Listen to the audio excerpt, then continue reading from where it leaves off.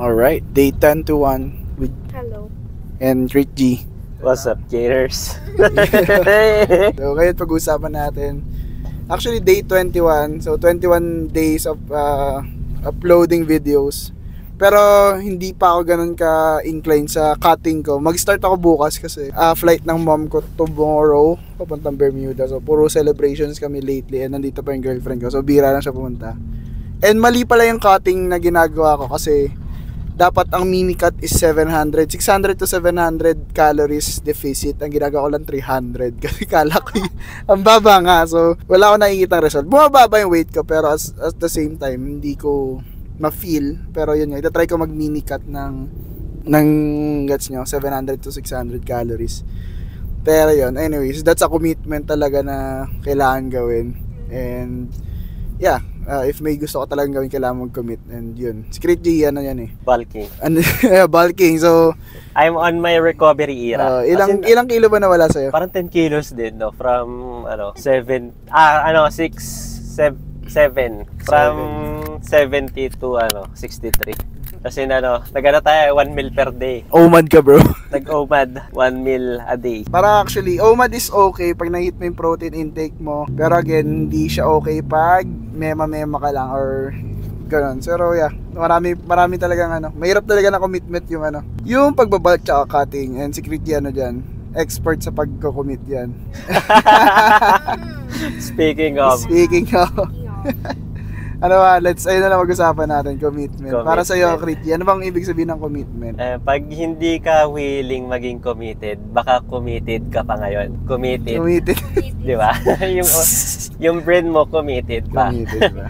Alright, so I think it is necessary, especially tayong mga lalaki, dapat tayo nagli-lead.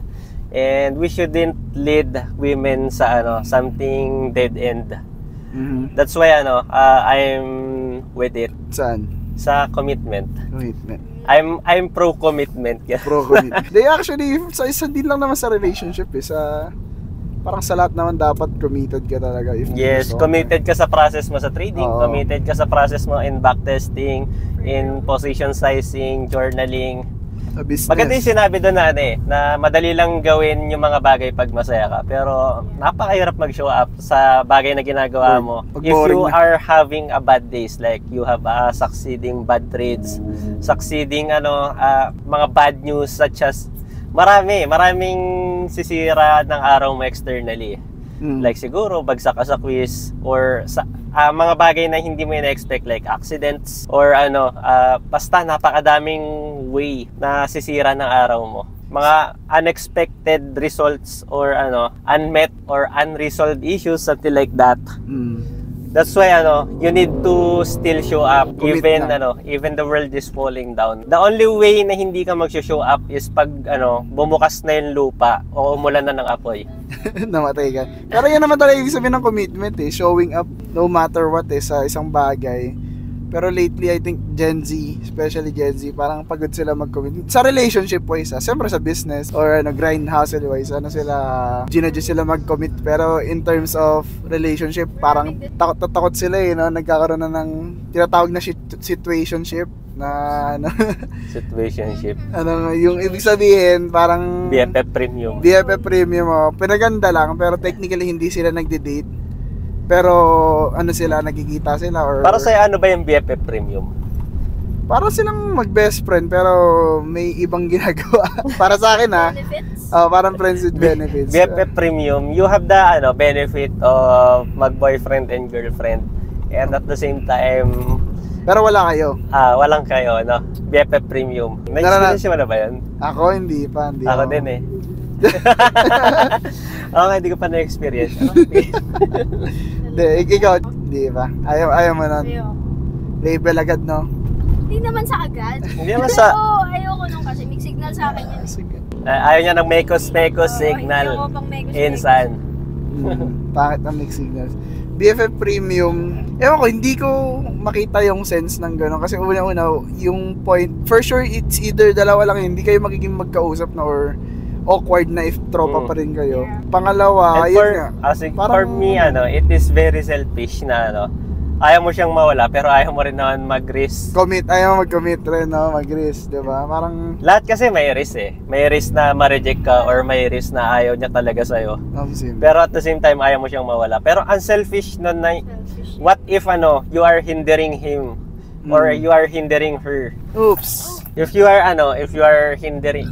Kasi pag tawag dito, ganon, you are hindering him or you are hindering her to meet her yung taong willing palang mag-risk para sa kanya, right? So I remember so many people na 3 taon na and cut yan. Cut yun. Wala, di ko kakat yun. I remember so many people na mas malaki pa yung heartbreak or yung damage sa kanila because of it. Comparing it with a relationship, with a commitment. That's why for me it is more damaging than more building. Kasi mag-best friend na kayo eh. Yeah. Pati iba yung pati para sa akin ang pinakamasakit doon yung sayang yung oras nyo. Parang ngayon para sa akin lang yung time wasted, di ba? Sobrang laking time wasted, like yung imbis na inalat mo sa tamang tao, naglaro-laro lang kayo ng... Aside sa tamang tao, maybe sa you are improving yourself. Oh, yan. Right? Tapos, instead na binigay mo yung oras mo on building your craft, building your ideas, diba? Kaysa nagdadrive ka ng 5 hours per day. Uy! Charot, Boss, not unlike na na binuhos mo sa you give all your energy sa sa bagay na hindi pala sigurado sa'yo. Dapat kung hindi rin pala kayo willing mag-risk sa isa't isa, tapos gusto nyo ng comfort lang, and doon na lang kayo sa nanay nyo humingi ng comfort o kaya sa tatay nyo. Hindi sa hindi sa taong hindi nyo naman pala kayang ipaglaban. Para may pinanghuhugutan. Ay wala. Realty lang tayo dito. Realty lang. Realty. Pero yung time wasted kasi ang daming... Ayun nga, kunwari sa tamang tao mo siya inalat, at least masasamahan mo siya at alam mong walang ending kahit mag-away kayo, kahit may at the end of the day kayo pa rin yung magkasama, which is gano'n naman talaga dapat sa Pero for me, ang pinakasayang na oras doon, hindi yung panahon na nag-uusap kayo or Ano yung sayang? Yung pinakasayang din yung nag-overthink ka ng malala. Inaansaya diba? Like DFF premium lang kayo. Like tawag dito, kunyari hindi kayo magkausap. Ayun yung energy waster na ako pa rin ba kausap nito, ako pa rin ba yung commitment din. Something like that. Okay.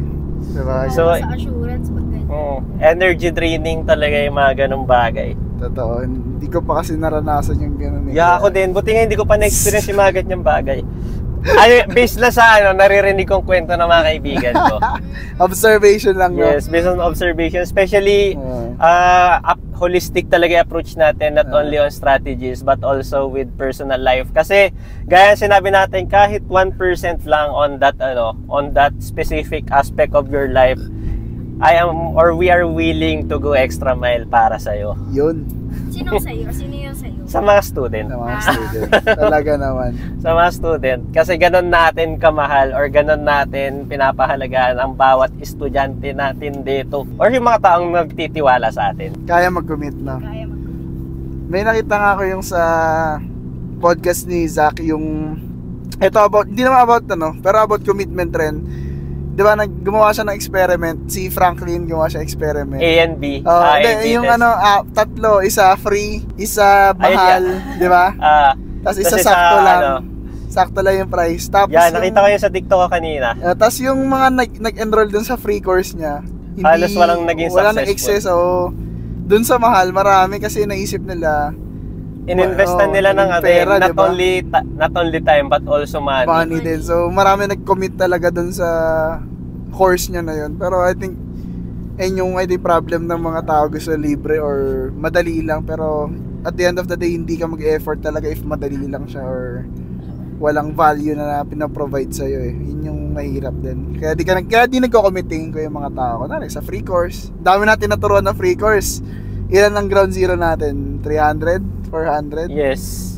Pero ilan yung nag-stay? Parang ang naging successful. Ang mga naalala kong or yung mga notable names si Yeti, si Zero, less than si 20 Workcaser. Sino pa ba? As in madami din naman kung di ko kayo nabanggit. Sorry. Pero yun, yung iba, wala, tinanay lang. Tapos, parang, yun. Wala na. Unlike sa focal point mas marami focal point. Yes, sa focal point student, diba? yung mga nag-stay as in kasi nagbayad sila eh. Karamihan ng mga naging successful is yung second batch talaga natin. No? Sa focal point. May nakabili na ng Civic. Talaga, oo. From Team Fujin. Marami. Sobrang solid din talaga ng Team Fujin ng Batch Kaizen. And aside from that, yun din, nagkaroon din ng funded trader sa Team Kaizen at Batch Kaizen Team Fujin na si Nats. Tapos nasa top 100 pa siya ngayon ng trading competition. Doon pa lang proudest moment na rin yun, not only sa sa GG, pero para sa akin as an educator na rin. Kasi ang lagi ko lang sinasabi is wag ka mag-focus sa manalo. Mag-focus ka on repeating your good habit. Hayaan mo lang yung score magsalita para sa sarili mo. Tama.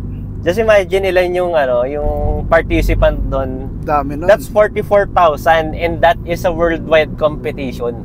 Grabe yung commitment niya doon sa and tawag dito. And alam mo yung mas inspiring. He is a Lazada rider. So, imagine kung siya kaya niyang gawin yun, even hindi ganun kalaki yung profession niya. Kaya tawag dito, you just need to be determined or you just need to be siguro pagsalitain din natin yun minsan si Kyle, no? Paano niya nagawa yun. At the same time, tawag dito, sobrang loyal niya rin kasi sa strat. Yun naman kasi sa trading. If di kayo nagtutrade, sa trading kasi marami strategy.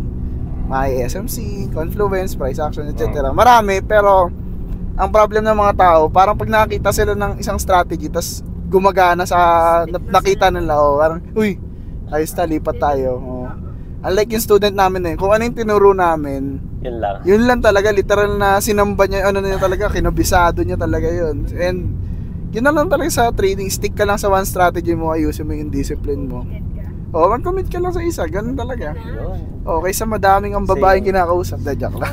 Ako din, ayun din yung tinuturo talaga, dapat sa isa ka lang committed. Talaga naman. Pero walang mali sa strategy if nag-try ka na iba. Regardless of your strategy. Sa trading to wag sa babae, baka mag-try kayo na iba. Sabi ni Ramen, walang mali. Pwede pala mag-try. Nas isip pa ako. Yun lang, GG talaga. Anyways.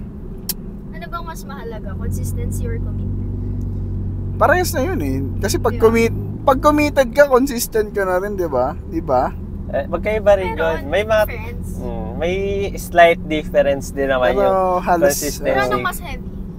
Commitment pa rin. Kasi pwede ka maging consistent ng ilang araw, pero after a while, di ka na committed dun sa ginagawa. Pero it can work hand in hand din talaga.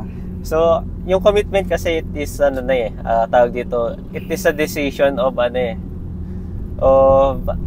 I will fight for you or ilalaban ko tong bagay na gusto ko. Talaga. Kahit feel ko or hindi ko feel, ilalaban ko to. Ayun yung ibig sabihin nun. Kunyari, committed ako sa process ko. So, kahit may mga losing trades ako or may series of losing trades or even liquidation, papahinga lang ako saglit and tutuloy ulit. Alamin ko ano yung mga mali ko. Then, continue. Ay, pag sinabi kasi natin commitment. So, pag sinabi naman kasi natin consistency is inuulit-ulit mo yung mga bagay na dapat ulit-ulitin. Ayun, consistent kang sakit sa ulo, di ba? Consistent kang ayun, consistent kang nagre-repeat ng bad habits mo. Ayun, consistent kang toxic. Sorry, mali. Iba na yan consistent. Pag sabi mo kasing consistent, it can go sideways. Or both ways. Parang mali na yung ginagawa mo pero tuloy ka pa. Yes, consistent. Consistent ka magparinig, ganon. Okay. Anyways, today is Sunday. Makikita nyo to, I don't know, Wednesday, I don't know kung kailan ko to ma-upload. Pero tomorrow exam day ko, kaya magre-review na ako. Uwi na rin si Beanie tomorrow. So, yun lang muna for today's vlog. Busog na busog ako. Ako din, grabe. Dami natin kinain. Hindi ko kasi alam nakakain tayo ng dinner. Pero okay lang yung bulking kasi bro . Yeah. Expect ka na yan. Anyway, see you guys next video. Love you all. Peace.